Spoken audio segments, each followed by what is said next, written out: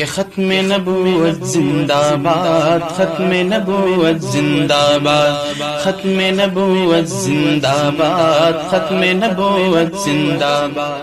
آج کا انسان سائنس اور ٹیکنالوجی کے جنون میں مبتلا ہے۔ وہ یہ سمجھتا ہے کہ بہترین موبائل اور اس موبائل میں آنے والی اچھی کلپس اور اچھی ویڈیو اور اچھی تصویریں، چاہے وہ کہنے کے لیے اچھی ہو اور انسان کے ذہن و دماغ پر، انسان کے جسم پر اور انسان کے وجود پر اور انسان کی انسانیت کے اوپر کتنا ہی برا اثر چھوڑتی ہو، مگر انسان اس میں ایسا مگن ہو چکا ہے کہ اسے سوائے اس کے کچھ نظر نہیں آتا ہے۔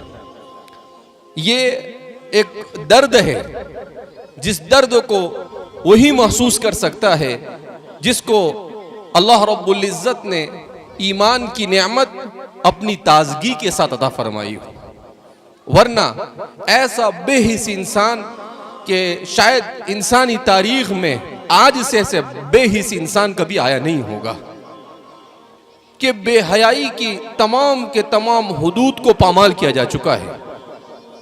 عورت نے بے حیائی کے حدود کو پامال کر دیا، مرد نے بے حیائی کے حدود کو پامال کر دیا، بدکاری، بد اخلاقی اور بدکرداری کے تمام حدود جس کا انسان تصور بھی نہیں کر سکتا ہے، ایک چھوٹی سی ویڈیو بنانے کے لیے، کسی کو ہنسانے کے لیے، اپنا نام کرنے کے لیے انسان اس کے لیے گری پڑی ہر قسم کی حرکت کرنے کے لیے تیار ہو جاتا ہے۔ رسول اللہ صلی اللہ علیہ وسلم نے ایسی ہی انسانیت کے لیے بیان کیا۔ حضور فرماتے ہیں اذا لم تستحی فاصنع ما شئت، کہ جب تیرے اندر حیا نہ ہو تو تو جو کچھ کرے وہ کم ہے۔ یہ آج کے معاشرے کی سب سے بڑی بیماری ہے کہ آج کا معاشرہ یہ بے حیائی کا شکار ہو چکا ہے۔ آج کا معاشرہ یہ بے حیائی کو فیشن سمجھ رہا ہے۔ آج کا معاشرہ بے حیائی کو اپنے لیے ایک حسین اور مزین چیز سمجھ رہا ہے، اسے خوبی سمجھ رہا ہے، جبکہ بے حیائی سے زیادہ بدتر کوئی چیز نہیں ہو سکتی ہے۔ رسول اللہ صلی اللہ علیہ وسلم نے ایک صحابی کو دیکھا کہ وہ اپنے بھائی کو حیا کی تعلیم دے رہے ہیں۔ قربان جائیے آقا نامدار احمد مصطفیٰ محمد مجتبیٰ صلی اللہ علیہ وسلم کی مقدس ذات پر حضور نے فرمایا کہ بھائی تم اس کو حیا کی تعلیم کیوں دے رہے ہو؟ حیا تو اللہ نے انسان کی فطرت میں رکھی ہے۔ ایمان اور حیا یہ دونوں ایک دوسرے کے ساتھ ایسے جڑے ہوئے ہیں جیسے کہ کوئی لازم اور ملزوم چیز جڑی ہوئی ہوتی ہے۔ جیسے سورج دن کے ساتھ جڑا ہوا ہے اور چاند رات کے ساتھ جڑے ہوئے ہیں، بالکل اسی طریقے سے ایمان یہ حیا کے ساتھ جڑا ہوا ہے۔ مومن بے حیا نہیں ہو سکتا ہے، مومن بد اخلاق نہیں ہو سکتا ہے۔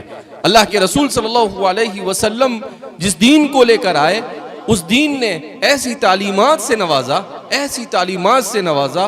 اللہ اکبر، حضرات صحابہ کے حیا کے قصوں کو سنیں۔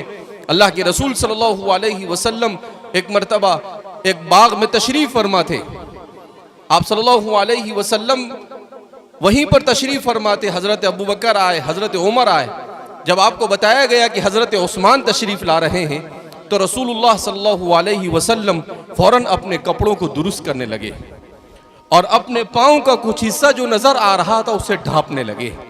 راوی کہتے ہیں میں نے کہا اے اللہ کے رسول صلی اللہ علیہ وسلم یہ کیا دیکھ رہا ہوں میں کہ آپ نے جیسے ہی سنا کہ عثمان آ رہے ہیں آپ نے اپنے بدن کی ہر چیز کو چھپانا شروع کر دیا۔